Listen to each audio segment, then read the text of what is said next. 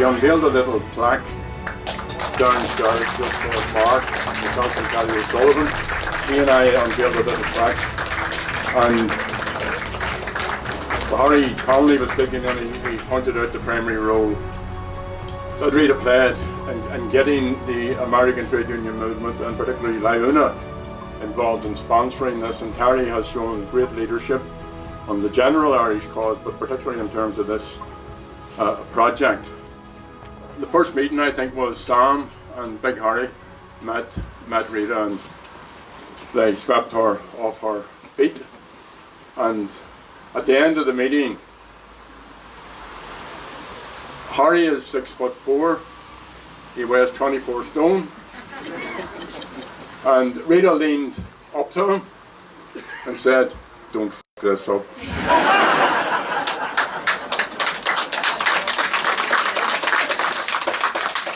I want to especially thank Brendan Brownlee, who's here, and this is a bittersweet moment. I feel it as a bittersweet moment, and I'm sure for the whole clan there's a poignancy. Rita isn't that long dead, so we need to just be conscious of that. But Falcha Awalya, Brendan Arish, and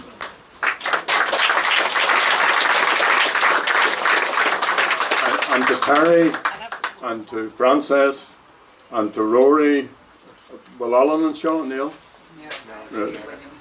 Mike William, Michael York, and then all the Gar Feisty. And Rita had a great pride, as all of us who are honoured to be mamos or dajos, in what her grandchildren did, and she used to tell everybody what they were at. Is Margaret Gadd here? Yeah, Margaret York. And Margaret got Rita put into jail the first time. And Rosina Brown is here, who was in Armagh with her. Anne Murray here somewhere, and lots of other folks. Don Doyle, who's going to launch this. This is a very, it's just marking something. Cahimage Ave Gohan Cormac, we are star, which is Triolas, our star, Bhean, a ligimage, and Taiki Amok. We have to tell our own story. Don't let anybody else write our history. We have to write our own history. We have to tell what our version and our narrative is, and then all the other narratives can be put side by side on the basis of equality with that. So this is about a very, very wonderful friend and a comrade. And I want to thank Don Doyle, who is going to launch this little tribute. And finally, I want to thank Rita O'Hare. Mira buenas, Rita. Or mira, Margaret Bhean.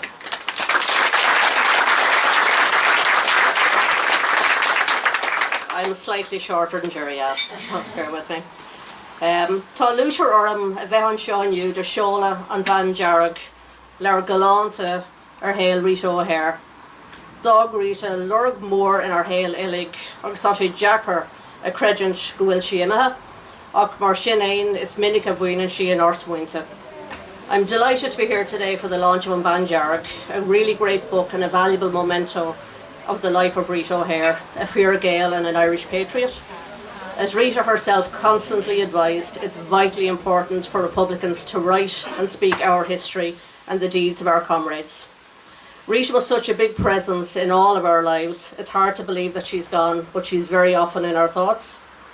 I have very many fond memories of long dinners in Rita and Brendan's house and longer conversations, of her getting me into trouble and out of trouble, of cups of tea in Anne's Bakery on Moore Street, of late night phone calls, collecting her father Billy to bring him to Dublin, of political advances and setbacks, regrets, good days and bad days, but a lifetime of memories of an incredible woman.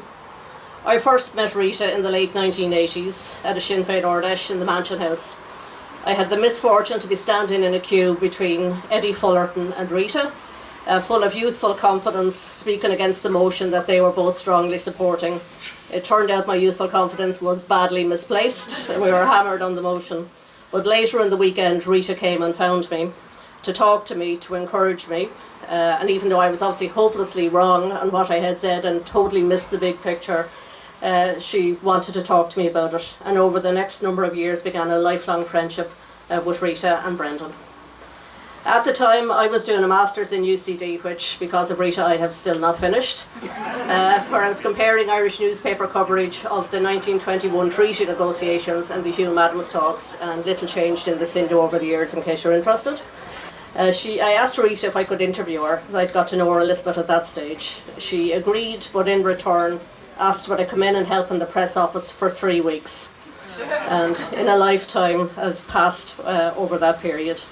Michael Nolan in the book, it's a great read, the book, but Michael Nolan in it has brilliantly and accurately captured what it was like in the press office at the time of momentous change. Conflict still raging, secret talks, a pathway to peace emerging, and Rita was at the heart of all of that every single day. Throughout her life, she was utterly fearless, had an incredible work ethic, she was intelligent and strategic and compassionate. She possessed a fantastic, infectious, a mischievous sense of humour, and her wit was fierce and acerbic for those who were at the wrong end of it. She didn't suffer fools gladly, but she was incredibly generous in her time, all of the time, in offering advice and words of wisdom, particularly to younger Republicans. And many of our leaders today were directly influenced, mentored, supported, encouraged and inspired by Rita. She was an extraordinary woman in every way. As an IRA volunteer, editor of Unfudlocked, director of publicity, negotiator, and Sinn Féin representative to North America. She excelled in every role that she undertook, but I think she was especially proud of her time in the United States, where Rita was hugely successful in promoting the party and the cause of Irish unity. She forged and nurtured crucially important relationships over a quarter of a century in her work on Capitol Hill with successive administrations, with Irish American organisations and the trade union movement. And she developed lifelong friendships with many people. And I'm going to do an awful thing by naming some people, including Terry O'Sullivan, Brian Donoghue, John Samuelson, Deirdre Ferrick, Marty Glennon, Joseph Smith, Todd Allen, Kathleen Curtin, Faye Devlin, Kieran Staunton, and of course Sean and Larry Downs. And I named them all because it was the weird and wonderful thing. I knew them all really well before I ever met one of them, because Rita talked about them all of the time, and we've developed great friendships over the years since then. She had huge respect for the work that they did in Ireland and in America. She was hugely respectful of their commitment to advancing the peace process and the cause of freedom in Ireland, and she spoke about them all of the time. Rita also loved books and poetry and language, and the very living thing of language, and she was very fond of quoting literature and rolling her eyes when we weren't able to quote back. And I want to say one instance, in the late 1990s, I was travelling across the US on holidays, and I called into Washington DC to see Rita. Something had happened in the peace process, and Rita was on her way to CNN to do an interview, so she bundled me into the taxi alongside her. Driving us was a man from Ghana who'd been living in the United States for a number of years. Within minutes she knew that he'd been an English lecturer back in Ghana, and to her utter delight, for the rest of the journey they quoted Shakespeare over and back to each other. And by the time we reached the CNN studios, she knew everything about his life, and when we got out of the cab they were showing photographs of their children and grandchildren. If you didn't know Rita, you might be forgiven for thinking that was exceptional, and it wasn't. There was nothing unique in that experience. That was Rita. She absolutely loved people.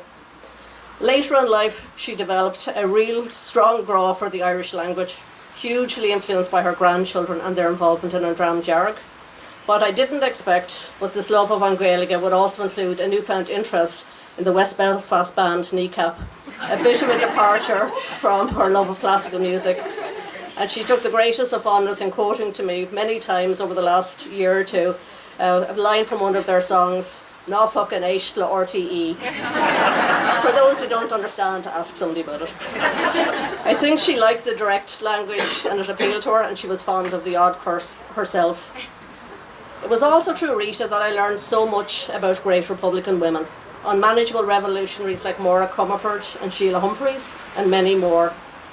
In March of last year, Rita spoke at an event for Maura Comerford. She reflected that the three women shared well over 100 years of Republican activism between them. She said, "I will never forget her or Sheila, and I think about them often, truly extraordinary Republican women." And that's how I think and remember Rita, a truly extraordinary Republican woman. She was unique, she was special, she was a once-off. She was as tough as nails, but the thing that brought everything together for Rita O'Hare, in my opinion, was love. love of family, of friends, of country, of people. She cared so deeply about everybody, and she very badly wanted to ensure that young people would have a better future, free of prejudice, oppression, division and conflict.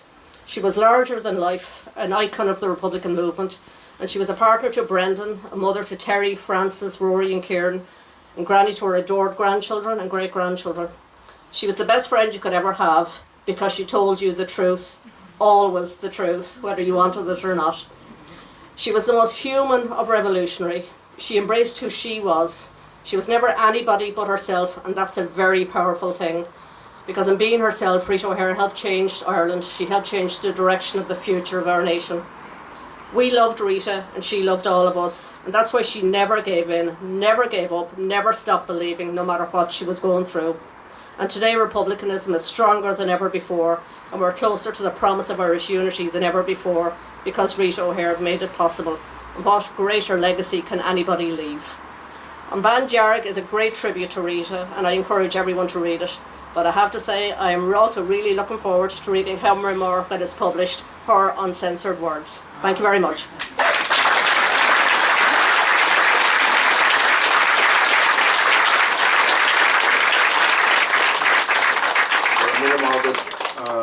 Don, just to get a bit goals, do a couple of Gaelgurry lumps, and Bhean Dhearg, Macwell and Bhean Rua. On agus Stuart Mail. Bhean Rua is a red-haired woman. This is not about the colour of her hair, this is about the colour of her politics. So it's on Bhean Dhearg, and on that note, I just want to welcome Jeremy Corbyn, who's just sneaked in the back.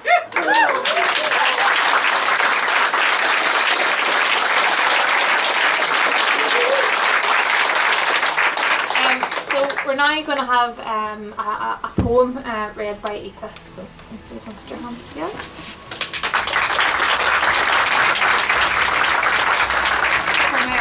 So this is actually a poem that was written by Rita's great-granddaughter Kate, who couldn't be here today, so we stepped in to read it for her. So the poem is called Rita. Is Ian Bhean Lydra and Bhean is Crua, Tim Bhean Shaw Gahalin, Lina Grua Grua. Lina Firki Ganusich, is Ian Bhean is Clishta, when she Gaira Asim, Nervi me Cree Vrishta. Is more on Kyling Chi, Bhean Langra, Ma Anam Cara, Chucky Arla.